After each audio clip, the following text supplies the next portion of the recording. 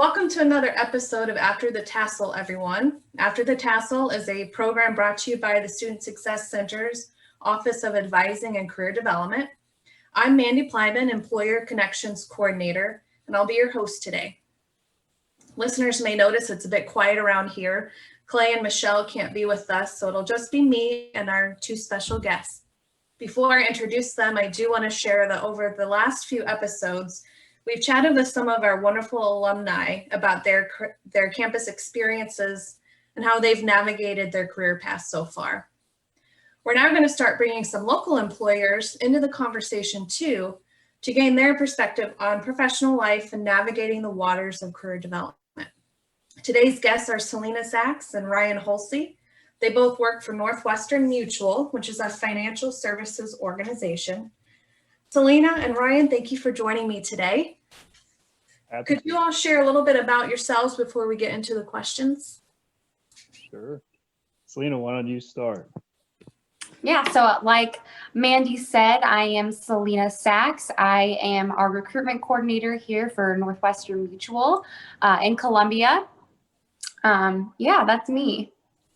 Awesome. And I'm Ryan Hulsey. I'm the acting CUD, which is College Unit Director down in Columbia, as well as a wealth management advisor with Northwestern Mutual. Great, thanks guys. So just a reminder for our listeners, in each episode, we'll ask our guest speakers to share word of the day, which we'll do in just a bit. You want to send the word of the day to careersrv@wcmo.edu to possibly win a gift card to a local business. So let's talk shop, guys. The first thing I want to know from both of you all is just your story. Can you share your story? Talk about your career path. Where did you go to college? What did you major in? And how did you end up at Northwestern? Ryan, you want me to start again? Sure. Awesome. Well, this is Salena here. Truthfully, I have never heard of Northwestern Mutual. I didn't care to know about Northwestern Mutual all my life. My goal was to be a lawyer, and that was that. I got to college at Missouri State University. I did the major in pre-law. I was political science and the whole nine. I joined all the right fraternities for business and for law, the whole nine. I did everything I needed to do. I was like, I'm going to be a lawyer. It's going to be great. And then I got into an internship with our county prosecutor, and I hated everything about law. And I was like, I don't want to do this. Everyone seems so unhappy. I just don't want to do it. So I was kind of a little frazzled, growing up your whole life, you know what you want to do. And then you're 2 years into college and you're like, yeah, now I have no idea what I'm going to do. And it's too late to change majors. And it was just a whole ordeal. So I ended up seeing a post on Facebook that Northwestern Mutual was hiring for internship. And I was like, I got to find something to do. I'm just going to start trying things out. So I called the girl and I told her I was interested in the internship, and I scheduled a meeting. And for whatever reason, they decided to take a chance on a political science and pre-law major that truthfully told them I had no idea about the stock market. And I was like, I hate finances. I'm a horrible spender. But they were like, why don't we just bring you on anyway? It'll be great. So they took a chance on me my junior year of college.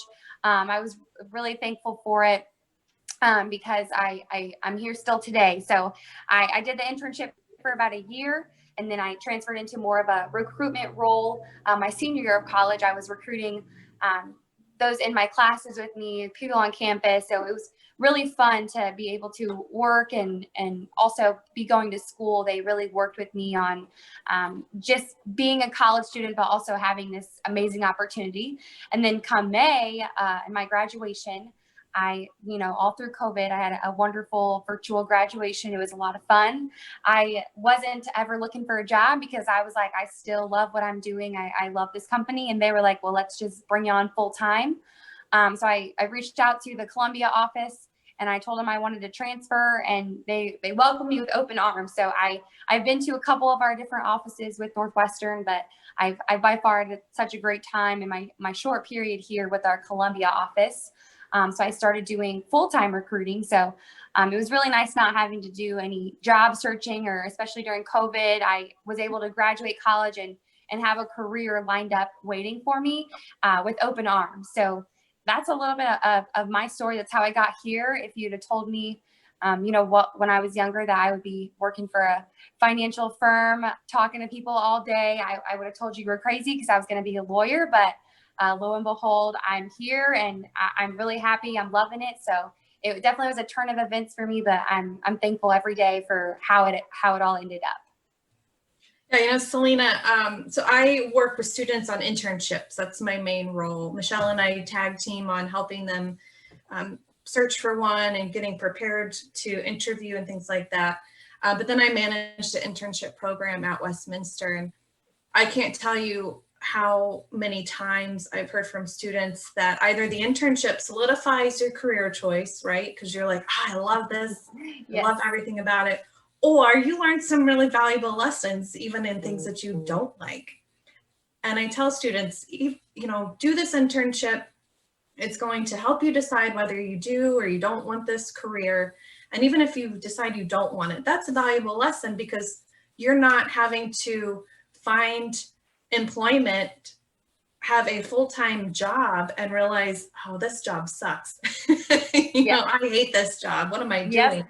And then you quit and you have to start all over again. So the benefit of internships is just you get that temporary opportunity to explore your options while you're at school. And it's a safe space where you're not tied to that employment. You're not tied to the responsibilities of being a full-time employee. So Yeah. If I didn't do the law internship, and I just went through all those years of law school and put myself through all that only to realize I hated it, I think I would be pretty upset with myself and the debt I was in. So I'm glad that I did an internship to figure out I did not want to be a lawyer at all. I definitely thank the lucky stars for that one. Yeah. So Ryan, what about you? Can you share your story with us? Yeah, so a couple commonalities there from Salena's story, but I just crossed over my 11th year with Northwestern in some capacity. I actually started as an intern too, back in St. Louis, and I'll kind of backfill in before that a little bit. I was probably one of the weird guys that knew he wanted to be a financial advisor for a long time. Both of my parents are physicians. I love the admiration that people had, the honor that they, treated their craft with, how they treated people, and really helping them take a lot of complex issues, whether it was, my mom was a dentist, my dad's an orthopedic, and taking those complex issues and breaking them down for people so that they could get back on track. And I knew I wanted that same feeling for myself and for my family, but I knew I wasn't going into medicine. That was not my gig at all. And I actually ended up going to school out in San Francisco area where I did my undergraduate, my MBA.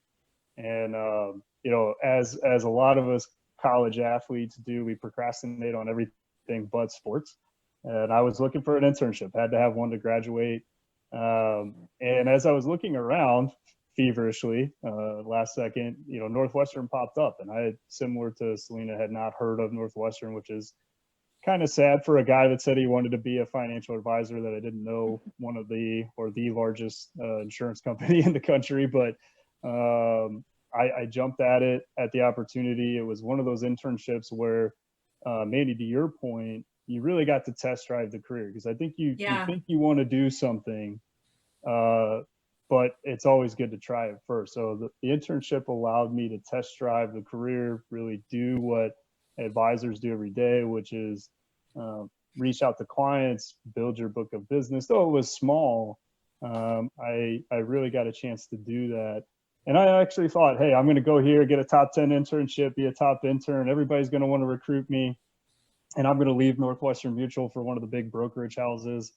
But as I got into the career, I actually went through some of the things that helped me understand why doing full planning, be an integrated advisor, talk about insurance, talk about investments, estate planning, all from the get-go I had a death claim early on in my career, and that changed my perspective on what an advisor really needs.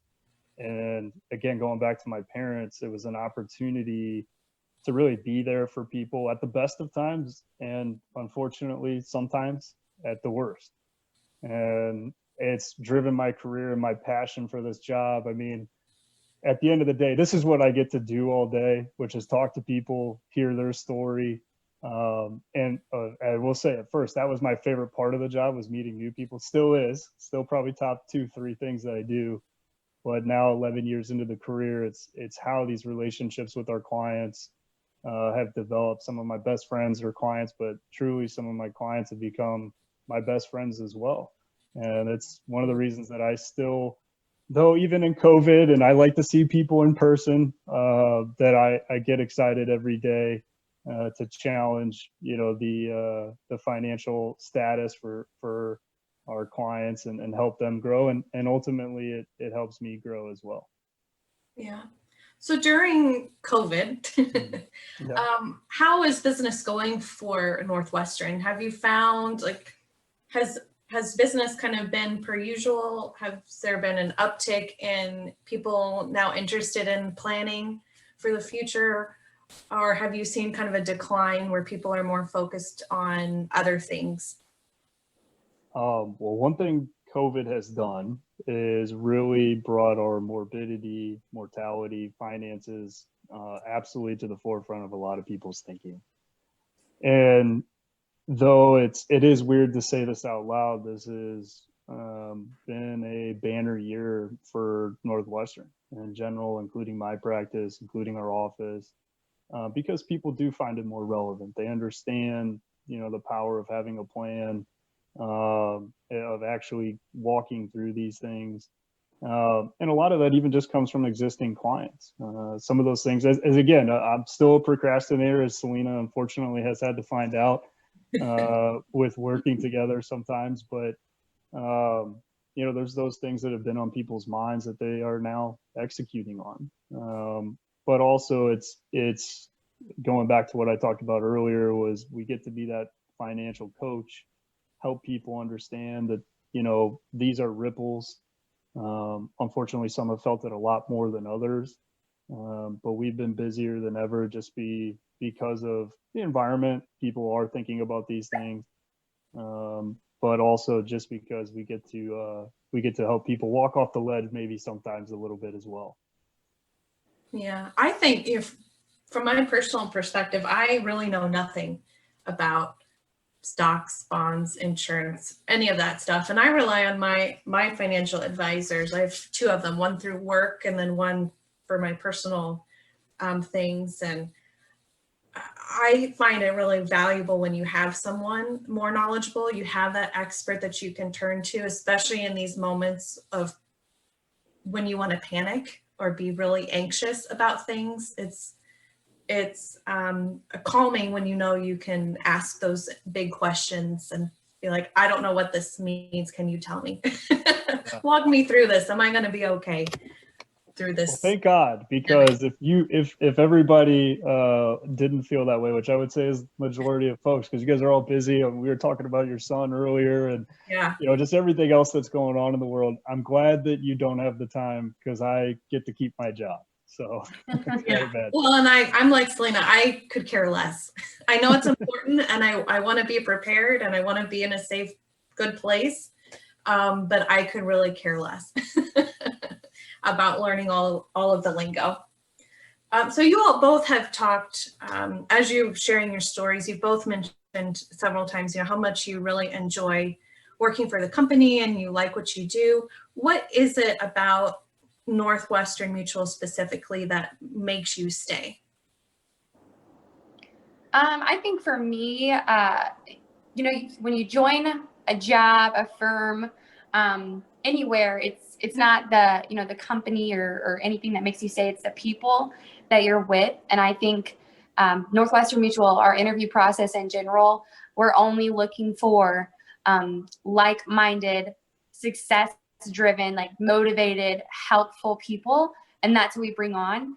I feel like no matter which firm I go to, I've been to a couple different of our Northwestern offices. Everyone is open arms. Everyone's willing to help. Everyone is a friend. You can go to anybody. It's never felt, I've never felt like I didn't have anybody at work that, it wasn't one of those things where it was like, man, I hate this coworker, or I've never had that. It's truly every person here is extremely like-minded, and everyone wants everyone to succeed. So there's just support at all forefronts. So I think being with a company that, wherever you go, everyone is on the same level as you. They're all working towards the same goals. They all want you to succeed. So it's like being with coworkers that I know think I'm more successful than I believe sometimes. That makes me feel successful. I want to stay with people who are rooting for me.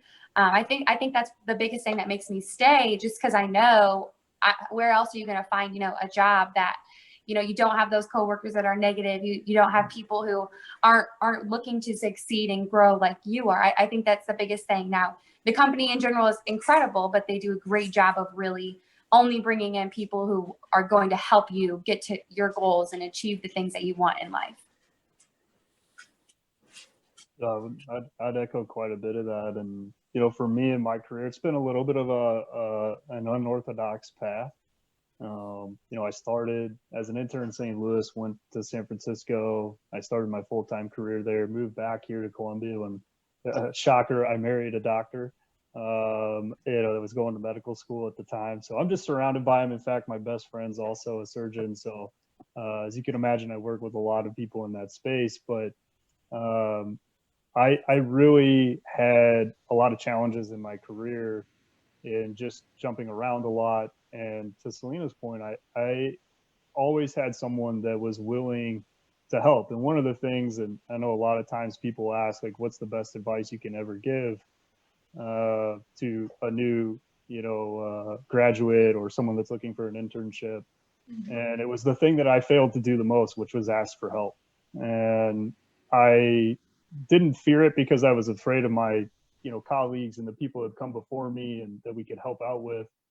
But it was more the fact that when I realized that I stopped being the Lone Ranger, people still were there to help me grow in my career, challenge me to be better, believed in me, as Salena said, probably a little bit more than I even believed in myself. And then just the process on the advisor side to really be able to tackle everything is super important to me, that I'm always able to offer the best, not for what's best for the company or best for me, but truly find what is best for the client. We can be very agnostic, even in the insurance space. Sometimes people think it's all Northwestern Mutual because that's who we're tied to. But I'm not employed by the company. I'm actually contracted in. So it gives me the open architecture, the freedom to maintain the best path for my client as possible. And it's been nice because this is the culture I came into. And one of my jobs now on the leadership side is to hopefully increase that culture, to help people develop their own practice. And I feel like I've had quite a few failures and I can help people hopefully avoid those as they begin their careers as well. And there's so much more I could say, but that's probably the top of mind piece right now. Yeah, I think, in order to succeed, you have to fail at least once, right? Because then you don't know what success is really like. You're going to make those mistakes. You got to fall down before you can really get back up and move forward. I will always say, though, my thing around failure only exists if you fail to learn. And yeah, we definitely face a lot of it in our career. There's some tough days. People don't show, people cancel. Someone doesn't want to meet with you. You go through a great plan and they're still like, Ryan, I don't know if this is what I want to do right now. But just, again, knowing that, hey, I can get better. And the better I get, the better I can serve, my book of business, my clients. I mean, can't let failure creep in. Got to learn constantly. Yeah, I think that's a great point. And for students, I think it's sometimes hard to be okay with that. To be okay with, hey, I might fail or I might not do very well, but it is still a learning process. I'm still learning something about me or something about whatever it is that they are trying to do.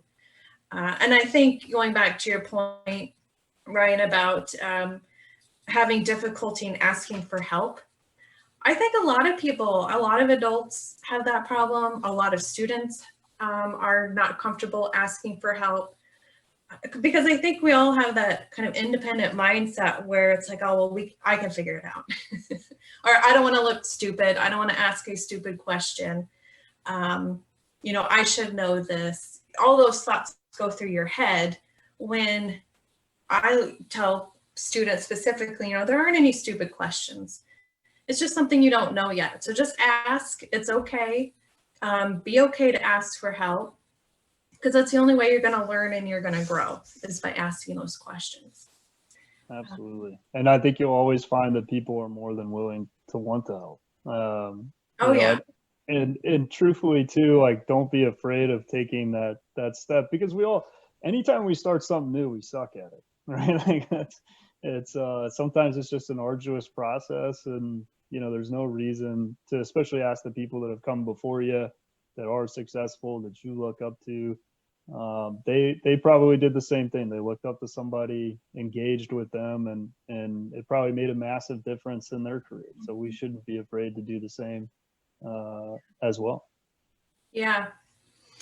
So kind of tying into that idea of just asking for help and being comfortable asking those questions, what tips would you give to students, undergraduate students who are just now beginning to explore networking within the professional field, and specifically the field of like financial services or even recruitment, which, recruitment can go into any industry. But what advice would you give to these students who are maybe nervous about having that initial conversation with a professional person within the industry that they're interested in? I have a couple that I would think of for myself is one, take that first step into the uncomfortability, right? Like my managing partner tells, and I think we've all probably heard this from other podcasts, but it's like being comfortable, being uncomfortable. Because as we challenge ourselves, either as business owners or new attorneys or physicians or any career path that we choose, realize that you're never going to be comfortable as you're progressing in your career if you are truly trying to get better. So mindset, one. And two, from a networking perspective, I mean, I am probably the worst millennial on the planet. I am the worst tech person that you could imagine. But utilize social media, just sending a message to someone and just simply asking if you can grab coffee with them, or, in today's COVID environment, hey, could I do a Zoom call or a conference call with you to understand what your career path was? What do you do on a day-to-day? Almost kind of like investigative reporting, just ask questions. Don't be afraid to ask those questions, because you're going to find out a lot more. And to Salena's point, you might find that thing that you always thought that you wanted to do, even if you just have an initial conversation with someone, you might find out, maybe I need to, broaden my vision of what I might be able to do or what I want to do.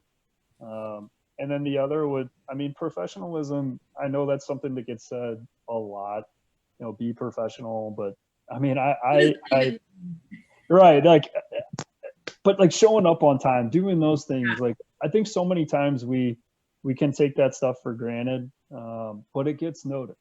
And I'm not saying if like you're, a couple minutes late because of traffic or things like that, like people aren't going to come down on you. And if they do, you might not want to work with them. But the idea is, those little things that you think maybe don't matter, people do notice them. And even when your effort maybe seems like it's not being seen, there's somebody that is definitely taking notice. Yeah, I think that's great advice, Ryan. Thank you. Salena, do you have any advice to give for students beginning to network? Yeah, I mean, echoing off Ryan, I think the professionalism is huge, huge, huge. You never realize not so much. You never realize what people just don't know. Just, like Ryan said, the amount of times that kids will set up a meeting with me and then just not show up and then just like not respond and nothing. It's like, you've got to be comfortable sending that email saying, hey, I'm no longer interested in this. And I will feel a whole lot more better knowing, okay, they're not interested. We can move along, instead of, that employer continuously bugging you and reaching out to you and trying to figure out what's going on. So I would really, students really need to learn to be open and transparent with employers through the process. If you're not interested, don't show up. Don't just, decline the phone call. Ghost them. Right. You've got to be comfortable being transparent and telling the truth, how you're feeling, where you're at, because that, like Ryan said, we notice it, and it just puts such a bad taste in that employer's mouth down the road. If someone ever is like re-looking into the opportunity, I'm going to make that note. I'm going to say, no, they never showed up. They just didn't show up. They ghosted. You know what I mean? So people are going to know. That's going to carry with you.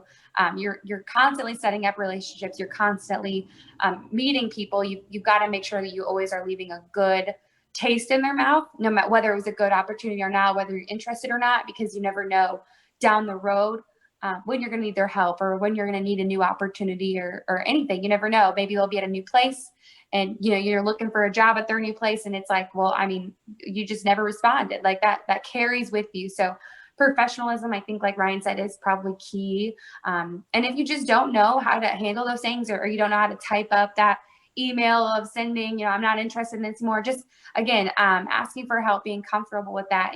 There's people like you, Mandy, who would help students do that. There's resources to help you reach out and tell employers and stuff. So I think the biggest advice I would have is really pay attention and learn about professionalism, the do's and don'ts, because it will follow you, it will carry with you. And especially if the internship's not right for you, but we see how professional you are, we see how engaged you are, we'll find you an opportunity that is good for you, for yourself. So, whether you like it or not, always put your best forward, so that down the road, people are gonna help you get to be where you are. So just make sure you're always leaving a good taste in somebody's mouth. You're always doing what you can to make sure that you don't, burn those bridges before if you need them or not. So I think definitely, like Ryan said, professionalism is probably my biggest advice. Learn the ins and outs of it and really understand it truly. So you don't, in the professional world, you don't mess it up. That's such a great point, you guys. Professionalism, I said, what does that even mean? Joking. But really, that's such a big word. And as a student, when I was in college, if someone asked me what professionalism meant, I don't know if I'd really be able to answer it. Yeah, maybe dressing nice and getting to work on time, that kind of thing. Those things would come to my mind, but that's about it. And I think students who've never worked before, they've never done internships, they have no work experience, I think those students particularly struggle with figuring out what it means to be professional, even as a student employee or student intern. I'll add one thing. No, that's okay. I actually had one thought that kind of, it ties in with that a little bit as well, and not to hound the professionalism, but on top of that, like, that doesn't mean become a robot. Still be your authentic self. And that was one of the biggest changes in my career is, there's always people that we look up to, that we want to emulate, that we want to be like, that we want to have the same success as they do, or impact. And just trying to mirror someone can be very difficult, and truly it can take away from who you are. Mm-hmm. Now, obviously maybe not who you are every weekend. I probably, my employer or my clients would probably be like, who's this guy, if they would have known me on a Saturday night in college. But the idea is it's still good to be yourself. Give the answer that you would truly give. Be authentic in how you're presenting yourself, and I think you're gonna find that you're gonna find the right spot. You're not just going to try and be something that you're not, or that you don't want to be. Yeah. And Salena, I appreciate you kind of mentioning students could ask for help if they aren't sure what to say in an email, or they're not sure what it really means to be professional, what they need to do. So I just want to plug the Office of Advising and Career Development, because the staff in the office is there specifically to serve the students with any of these needs. Again, maybe a student, if you're listening and you're thinking, I got to email this employer about an internship. I have no clue what to say. I feel stupid for asking. Don't feel stupid. Just send the email to me, or send the email to careersrv@wcmo or wcmo.edu. We are there to help. We will answer those questions. We have handouts. We have videos we can send you. We can help you figure out how to navigate this new world. On that note, I do want to ask you all a question just about Northwestern Mutual as a company. We know it's a financial services organization, but what does that even mean? What kind of services does the organization provide? Who are your clientele? Like, what's your mission? Can you just kind of go into a little bit about the company as a whole? Yeah, I mean, Northwestern was founded as a life insurance company about 170 years ago now. They're based out of Milwaukee, Wisconsin. So the reason we're Northwestern Mutual is because 170 years ago, the northwestern part of the United States was Milwaukee, Wisconsin. So they've been around for a while. But we focus predominantly on full scale, holistic financial planning. So what does that even mean? It's really looking at three segments that I discuss this with clients all the time. It's looking at, risk management, which is, hey, God forbid something happened to you, or you didn't come home tonight, or you lost the ability to work. How good is your foundation to make sure all the other stuff that's going to go right doesn't fall in on itself, like building wealth? How do we do that from a tax efficient perspective, whether that's in your investment account or your retirement accounts or your savings? How do all of those things really intertwine and integrate together so that you can get a little bit further faster with a little bit more certainty, and use the tax code to your advantage? And then ultimately planning with the end in mind. I think sometimes, most people think advisors are really focused on, age 30 to age 60. How do we build wealth? But for retirees, you get to 65, 60, maybe some of you want to retire at 50. I know I thought about that before. It'd be nice. It'd be nice, or at least have the choice to work. But the reality is hey, how do we help people get through retirement? Because if you retire at 65 today, the likelihood of making it to 90, 95, 100. I mean, my grandmother's 96. So there's a real opportunity to get there. How do we even navigate those spaces? And sometimes it is very simple. Sometimes it's just, hey, I'm starting out. I want a budget. I want to understand how much I should be saving, and where should I save to? I want to buy a house. How do I do that? And like I said in the beginning of why I love this career is it's helping take those really complex problems, or what we perceive to be very complex, and breaking it down into very simple but strategic, simple and strategic strategy to follow. And then of course there's always, again, for us, is getting back with the client. I think back 10 years ago, to when I was just a year into the internship in my career, and where I'm at today, it's very, very different than where I thought maybe I would be by this time. No better, no worse, nothing like that. But having the ability to help clients adjust, augment, adapt their planning to what's going on when there's COVID or 2008, 2009s or .com bubbles or whatever else we're facing, that we're ready for those things, and not even just ready, but actually have the ability to maybe take advantage of those things as well. So kind of high level, I know, but again, product wise, it's everything under the sun: life insurance, disability, long-term care from a risk management, just chassis product base. Then we look at investments, mutual funds, stocks, bonds, general securities, ETFs, you name it. It's all in our arsenal of weaponry, if you will, for how we can help clients become more financially secure.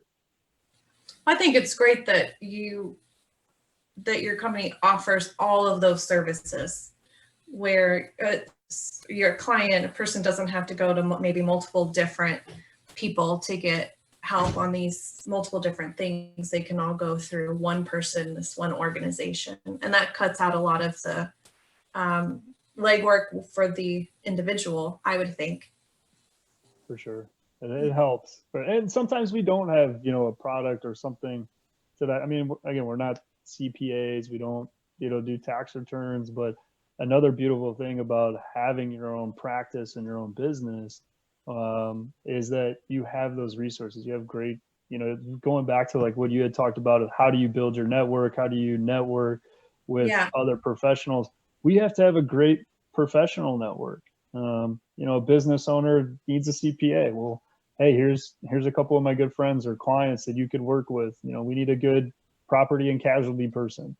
It's looking and having that high level view of all of those things, fully well knowing we might not be able to take care of all of it, Mandy, but how can we get them to the right person? Just as like when someone is interviewing with us, it might not be the right fit, or maybe it's not the right time.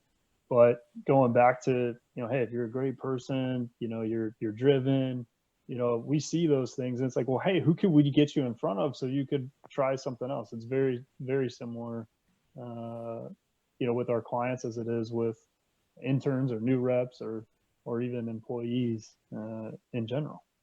Yeah.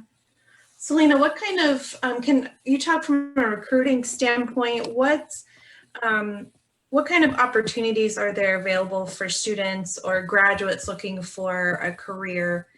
What kinds of positions does Northwestern hire? Yeah, so there's really, there's a lot to pick from. I'm going to say there's a lot. It depends on the office, really. Like Columbia has some unique opportunities that another office might not have. So I would definitely say first is know what you're wanting to do. So when you come to us, then we can help you get there. I think opportunity wise, internship, you can test drive the career and financial planning. There's a PR internship that's more on the marketing side of things that helps out our recruitment team, myself. You're helping, just like I was while I switched internships. I was doing recruiting essentially while I was in college. Like you're finding your peers and you're opening the door for this opportunity. So there's a marketing internship. Full-time wise, all of our opportunities you have the opportunity to earn a full-time spot. So then you're converting to full-time. Internship wise, there's several opportunities to convert full-time too, as long as you earn it. We won't just give it to anybody, but you got to put in the work to be able to get that spot. But then once you're recruiting, you're able to go full-time as a financial planner. You're doing the same work that Ryan's doing, that you're meeting with clients, you're helping people find that financial security. Outside of that, you're also able to do, like Ryan needs help. He's got an associate that helps him with his practice. Like he said, sometimes he's a little procrastinating. So he's got me to help him on the recruitment side. And then he has an associate to help on business side. So we call those AFR. So there's, if it's not so much the career that you're wanting, but you want to be here, or you want to be the backbone or try it out just to see, support someone before you're like, maybe I want to give this a try. There's those positions available. There's tech positions available. There really is just about everything. It just depends on where you're going office wise. But so we have a lot of opportunities. It really just depends on what you're looking for, and we'll help you. I'll help you. Ryan will help you find the right opportunity for you that fits your career path. I really love that. I love to hear that, because a lot of times, and you all know this, that as a young individual, you have this idea in your mind, like Salena, like I'm doing law, I'm going to be a lawyer. Things happen and you have to go to plan B pretty quickly, but then you don't know what to do in that plan B. You don't really know where to start. Right. And to hear that there are companies out there who are willing to help students or even graduates who maybe have decided in the interview process that, Northwestern isn't the right fit for them, you're still willing to help them figure out what path to go down next. I think in this day and age, and what we see on TV, all you hear are the negative things, and you hear a lot of hate, and people aren't helping each other, and people are, they're only focused on them and what they need. So to hear you both talk about how Northwestern is really there for your clients, your coworkers, interns, potential employees, you're there for them, you're wanting to help them, that's encouraging to hear. So I really appreciate knowing that that's something that your company seems to value as a company as a whole, and then also within each of their employees. But what is the typical path for an employee in the company? Is there a typical path, like I'm going to start as an intern and then I'm going to get hired and then I'm going to go here and here and here? Is there a typical path of progression, or is it really up to the individual employee? Yeah, it's I will say it is a weird blend of people when you look at their backgrounds. I mean, for instance, I just kind of anecdotally, one of our top reps, top 10 all time, has done incredible work, is known as kind of the language guru, if you will, in our business. He went to Kansas University as a major in jazz jazz saxophone, and then even did his master's in it, and ended up being a Northwestern Mutual rep. And when you actually think about it, crafting speech, just as we do with music, he thinks through those inflections. So it actually makes a lot of sense. We have engineer backgrounds, we have political science backgrounds. You got the traditional guy like myself that maybe did business or finance. But truly, it is, yes, it's about numbers. It's about math and models and things like that. That's the product of what we do. But if you're someone that loves to engage with people, like one of our managing director here in Columbia, he was a marketing major, right? But that's engaging people. That's helping them understand, what their vision is. What do they want to get out of advertisement? Well, it's a very similar conversation. Now, for the internship itself, I mean, again, one of the things that got me excited when I walked in the door with Northwestern was, hey, this is a top 10 internship in the country, top 3 in finance, right? So the stats were there, so to speak, on why you'd want to, take advantage of that opportunity. But also the career path. Our best advisors truly are the guys and gals that started as interns. Because if we think about compound interest, right, we all know the longer we invest, the longer we save, the more money we're going to have. It's not linear. It looks like a hockey stick. Well, it's very similar to reps. When you start at 21, 22, 23 years old, you've got 10 more years of compounding than the average person in this industry. So we do have last year, I think 16 of our top 20 producers in the country were former college interns. Wow. Leadership, awesome. Leadership wise, this part really, is near and dear to my heart as someone that is a director, and also helps recruit and develop, that next generation. But 61% of our directors of our leadership team, not just here in Columbia, not just in St. Louis, but across the country, former college interns. So yes, a lot of them do come from the internship, but we have a lot of great career changers as well. And we call the graduates that maybe didn't do an internship during school as part of what we call our FADP program, which is Financial Advisor Development Program. So they come from all over the place. There's definitely no pure, recipe. Clear cut. Yeah, no, not at all. I love it. Michelle and I talk to students every day about just career paths and major choices and employer options, industry options. And the bottom line is most employers, unless you're going to a specific specialized field like medicine, like law or engineering, most organizations hire a multitude of majors for many different types of jobs. Like you said, you have engineering background, financial planning, or financial, oh my gosh, finances, business, pre-law, all kinds of majors within the company itself. And I think that just provides a rich experience for the employees, because you get to have all of these different perspectives on life and different mindsets coming from just different places where they've learned. We've talked a lot about internships, and you all were both internships with Northwestern. Can you talk about, is there an organized kind of formal internship program with the company, or how can students learn more about your internships? What does it take to apply to be an intern? Can you just speak to that process? Yeah, so really to apply to our program, just reach out to Ryan or I. We'll get you in the right direction. We're on LinkedIn, we're on Handshake. I'm not sure what you guys have school-wise for that, but we're on all those platforms that schools use to give interns or to give students opportunity to look for internships. We're on all those. So there's a couple different avenues. You can always apply through Northwestern Mutual. I think they have a little slot up there on the top of their website. You can apply for the internship program. So there's several different avenues you can use to find our internship program, to apply for it.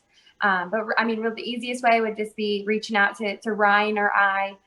We believe we send all of our info over to you, Mandy. So you've got all of our information, and we're all over social media. So you can reach out to us anywhere. We're on Facebook, we're on LinkedIn. Just send us a message, and we'll guide you in the right direction. Yes, so for the listeners, we will include the contact information on my WC, where the After the Tassel podcast link will be found. I do want to share, so we use grad leaders for our platform, but we're actually we're phasing that out this year, because we just found that it's just not being used. So we have a platform called Westminster College Career Network, and it's actually a great networking tool that current students can use to connect with alumni. And the goal is for students to, in the safe space, start exploring, having those conversations, doing those kind of investigative questioning. We call them informational interviews. It's all the same. What we're doing now really is an informational interview. So we have this platform that students can use to have those conversations. And on this platform, we have a job board. My goal, which is, we're in the beginning stages of this phasing out process, but my goal is to invite employers on this platform as well. They have to be willing to have students reach out to them and ask these types of questions, but then it allows the employer much more freedom on reaching out to students on your own. You don't have to wait for a recruiting event. You don't have to wait for a career fair. You don't have to do a podcast interview like you all are doing today. You can reach out individually whenever you want to these students and to even our alumni, to have your own kind of networking experience with Westminster people. So my goal is to start inviting employers to that platform at the end of this semester into spring semester, to really try and build up that WCCN network. But long story short, our job board has now been moved to that platform instead of grad leaders. So for us in, and let's plug that hard, because kids need to sign up for that. That's awesome. Yeah. To have that in-house is pretty spectacular.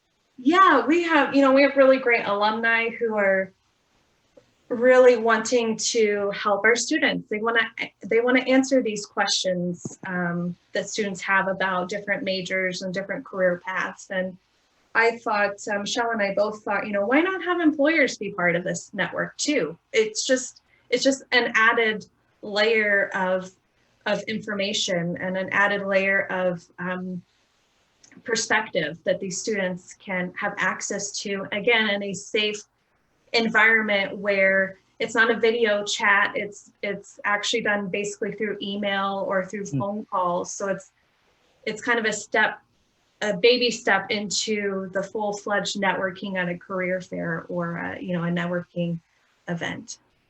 But I will definitely send you all the information once we are ready to start getting employers in there, because it would be a great platform for you both to be on. That sounds awesome. I mean, and that, to your point, one, use that platform. That sounds amazing. I wish my little university had something like that. But again, from a networking perspective, that's something that I remissed when we were talking earlier. Use your alumni group, be involved, be connected to your fellow Westminster graduates. People want to help. It's great to be involved with those things, because as we all have heard it, it's not what you know, it's who you know. And even the smallest, connection with someone can become a huge door opening, for yourself or for someone that you care about, or, anything along those lines. Yes, the alumni that we interviewed this morning, she found her job through networking. So we talked about that, but her networking was done through Snapchat. Oh my gosh. So it just goes to show it doesn't have to be a formal platform like LinkedIn. You think LinkedIn and it's professional and it's professional posts and information, it's educational. But you can go to Snapchat and you can have these same kind of networking conversations. It can happen literally anywhere. Yeah, it sounds way above my pay grade, though. I know nothing about Snapchat. I am so bad with every social media. My wife makes fun of me more than anybody I know for that stuff. But I need to reach out to her. Maybe I need to learn Snapchat if she's making job moves through a social media platform like that. That's amazing. Yeah, we were laughing just because you don't hear that. Oh, I got my job through Snapchat. Okay. It's crazy. So we've talked a lot about Northwestern, and we talked about your all's career paths and your jobs, but we all have outside lives, right? Ryan, you're married. Salena, I don't know if you have a significant other, anyone else in your life, but we have other people in our lives, other responsibilities. And now with COVID, it's just, life has become really stressful, I think, for everybody on some kind of level. There are some organizations that really promote work-life balance, and it's part of their mission, and you hear it spoken every day. Work-life balance, it's important.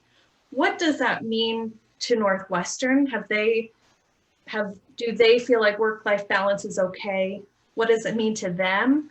And I really want to know, what does work-life balance mean to you all? How do you manage your work responsibilities and your personal responsibilities, especially during this stressful time in our lives?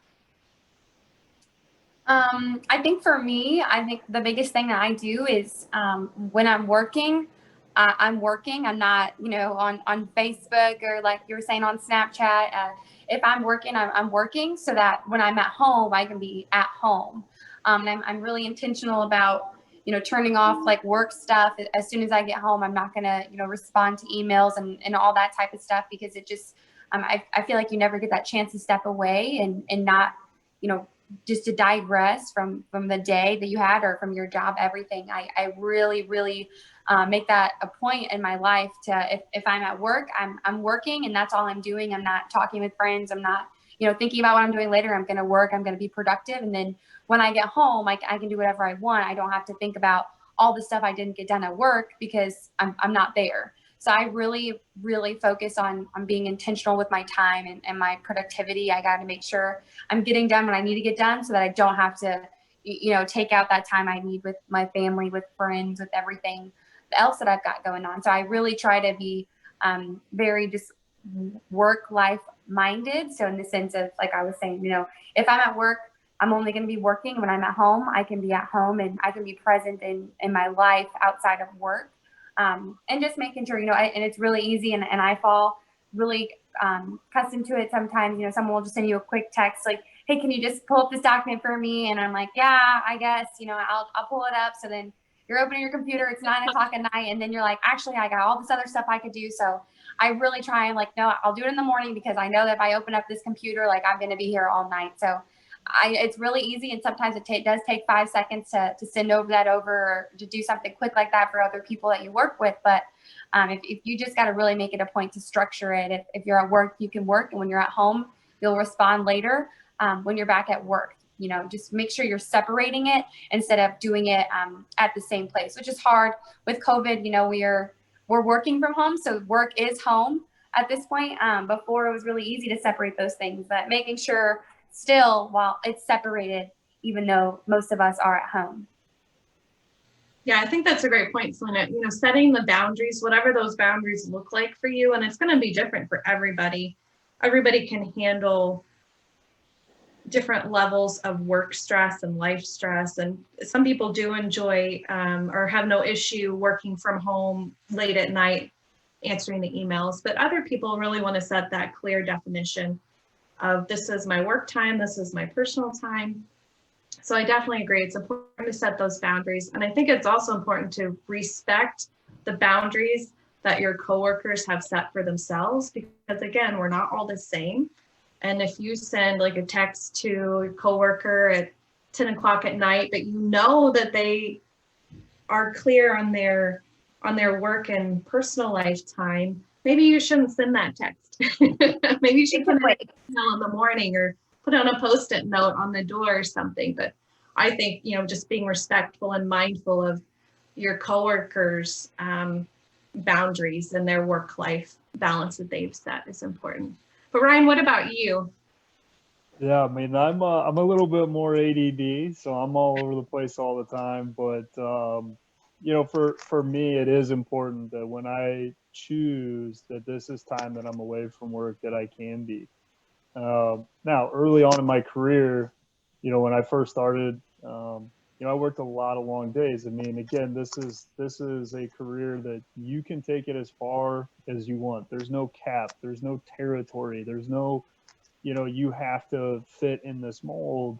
You truly can build it the way that you want to. Now, one of the beautiful things for me is because I am ADD, it was nice that they kind of laid out a path that, hey, if you do this, you will be successful. You can't fail, so to speak, if you just follow the process. But that being said, I kind of lived by the motto that one of my managing partner in San Francisco told me. He's like, Ryan, work like an adult for 5 years and you'll live the rest of your life like a kid. And I have taken that to heart. Now there's still late nights sometimes. I mean, again, this is, I don't have a salary. I don't have those things. So what I earn is directly correlated to how much impact I take into the community. But hey, if it's a nice day on a Friday and I've got all my stuff done, guess what? I'm probably hitting the links. I'm probably taking it off early. If there's time that I want to go on vacation, or if there's time that, my wife's actually not doing some crazy 15, 16-hour shift and we can go out to dinner, that time I can really choose. And one thing that, from a professional perspective, that was really tough for me was having kind of that ideal schedule. And that helped me a ton, was literally blocking out every part of my calendar. And that included free time, right? It was, if I'm doing this, like Salena, is unbelievably helpful. I mean, she is the absolute leader of our program. And one of the things, the only thing that I probably do right is have my calendar scheduled so that it's easy for us to communicate, when to communicate, when we're scheduling, those appointments with clients or with potential interns or leadership. So I don't know if there's necessarily a balance for me, but it's a choice. I get to choose when I truly need to work, when I want to work. And then I also get to choose, when I want to be away, when I need to recharge the batteries and, make sure I'm taking care of myself from a health perspective, from a mental perspective. I mean, we've all been challenged this year, I think, for sure. So just being able to be good at reading those warning signs too, to make sure that we do take the time. I don't know if that's necessarily work-life balance, but it works for me. So. Well, and again, like we're all different. We all have figured out. I think the important thing for our listeners to take away is it's imperative that you figure out. And I talk with my hands, and I apologize for Ryan watching me. I feel it and I see it. I think it's imperative for our listeners to take away from just this piece of the podcast to figure out what it means to you to live a low stress life, balancing work and life, whatever that looks like. If it's piecemealing work and personal things together throughout the day and you're able to do that, that's great. If it's 8 to 5, I'm work, nothing else, and then the rest of the day is mine, I'm not going to do anything at all about work, that works too. I think it's just important that you figure you are mindful when you're starting your careers and you're doing your internships to figure out what you think works best for you. And I think it will change as we all age, as we have different things coming in and out of our lives, like kids. Ryan, we were talking about that earlier, pre-podcast recording about children. When these things come into our lives, our focus is going to be different, and our work-life balance may shift a little bit to reflect whatever it is that's new in our life. So I think it's just as important for us all to be okay with that flexibility and to realize when it's time to adjust things to fit whatever the new lifestyle is. Yep. Well, I really appreciate you all doing this podcast interview today. The last thing I wanted to ask before we kind of close out and do our fun James Lipton rapid fire questions is just what question have you all never been asked that you would love to be asked? And it could be professional, it could be personal and crazy. Man, that's a tough one. But I guess actually, something that we don't get asked a lot, and this is something I ask of my clients a lot, is truly, what would you like to see happen in the next 5, 10, 15 years of your life? What would you like to see happen on the horizon, or maybe above the horizon in your career? Or where do you see yourself, going to? Because I think we can all see the present, and where sometimes we forget where people have come from. So what is that vision? And maybe sometimes, what was your biggest challenge? What was the thing that shaped you to who you are today?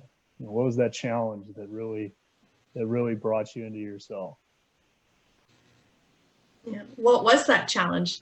It's the biggest one for me was that transition.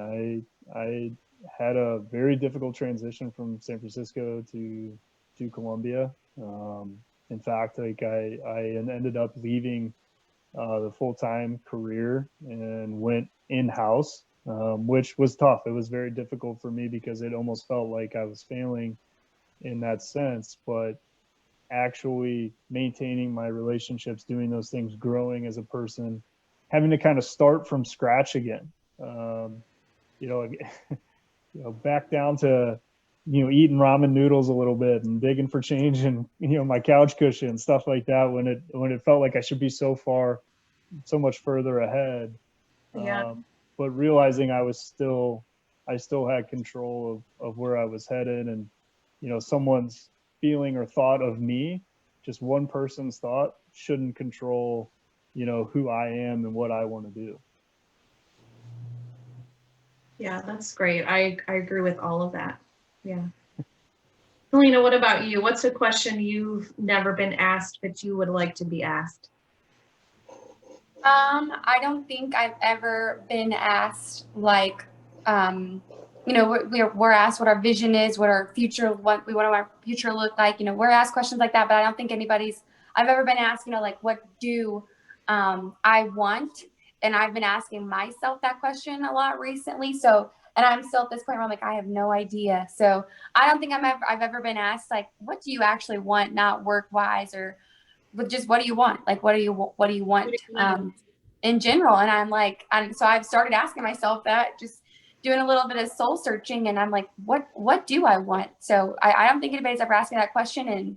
And recently I like heard somebody was talking about what they wanted. And I was like, let me step back and figure out what the heck I want to do or what I want. So I don't think anybody's ever asked me that. And I've started asking myself, and we're going to figure it out at some point. So yeah. I think that's going to be a lifelong question. Yeah, that's what I think I'm starting to figure out. But I think that's great because as a recent college graduate, I mean, you just graduated in May, right? Right. As a college graduate, you've spent the majority of your life up to this point, like 99% of your life has been in school. And that's been your job, that's been your focus. And all of a sudden college graduation comes and you think, or really it's like April for our students, or for most college students, April, right before graduation, seniors think, oh crap, what do I want? Right. What am I doing? I haven't even thought past this semester. And now I have to go off into the real world and pay rent and pay bills and be on my own. So I would think that a lot of graduates at this point are thinking, what exactly do I want out of my life? Right. Yep. We'll all figure it out. Yeah. Yeah. Write them down so they come real. Put them into existence too. Yeah. Okay, so I'd like to do the word of the day right now. So Salena and Ryan, what word, you're gonna have to agree on it, but what word would you all like to use for our word of the day contest? I got one. Yeah, I was gonna say, it's sitting over, it probably looks like my left shoulder, but it's my right shoulder, but there's a rhino over there. And that drives me every day. Be a rhino, attack the process. So I'm thinking rhino. That's my word of the day right now. I love it. Well, let's do two because we've got enough gift cards. Let's do two words. So Ryan's word is rhino. So one of the word of the days is rhino. Salena, what about you? I'm gonna do the word. Let's do intentional. That's gonna be my word. Oh, I love it. I'm gonna write these words down here. Intentional and rhino. Awesome. Okay, so for these rapid fire questions, the goal is I'm gonna ask them quickly and you just shout out the first word, okay? And you both can do this, okay? So the first question is, what is your favorite word? Favorite word? I don't even. I think hello is mine. Just hello, hi, any of those in general. I'll say it all the time. Corny, but love. Okay, what is your least favorite word? Can't. Yeah, I think like quit or hate. I have two words that I hate. I really don't like that, and I really don't like quit. Okay. What sound or noise do you love? Ooh. I love the sound of a golf ball hitting the bottom of the cup. I would say I love the sound of my dog's feet on the ground, hearing him walk or like run to me. That's my favorite noise. At the end of the day, yeah, that would be nice. Yes. What sound or noise do you hate? I hate repetitive noise. Any type of repetitive noise. I can't do it. Tapping, like something like that, that really drives me nuts. Children love to do that. Yeah, that's why they're not in the foreseeable future. I can't stand the sound of the Blackhawks goal when they score a goal. I can't stand their goal song. I was like, who are the Blackhawks? Oh, come on, Chicago. But I'm a St. Louis Blues fan. I just can't stand it. It irritates me every time I hear it. That's too. Is it like a? Is it Oh, a? it's like it's the Dropkick Murphys. I think it's the da da da da da da. Oh God, it permeates my nightmares too. That's awesome. Okay, 2 more questions. What profession other than your own would you like to attempt? In a total fantasy world, professional hockey player. Absolutely. I would like to attempt singing if I could. I can't sing, but I think it would be really fun to be able to. So if I could be a singer, I would. Okay. What profession would you not like to do? CPA. I wouldn't want that either. I like crunching numbers, just not that much. I would not want to be a teacher. I don't think I could do teaching children every day. I don't think I would want to do that. Yeah, because you get a lot of those repetitive noises. Yeah. Yes. I don't know if you can tell, but I have very low patience, so that I don't think I'd swing it very well. That's great. Well, thank you both for playing that little game. I want to thank you again for being our guest today. Listeners, remember to send the 2 words of the day to careersrv@wcmo.edu to potentially win a gift card. And if you're looking for career or advising advice, the Office of Advising and Career Development staff are here to help you. Check out the Career Development tab on MyWC for more information. And that's it, guys.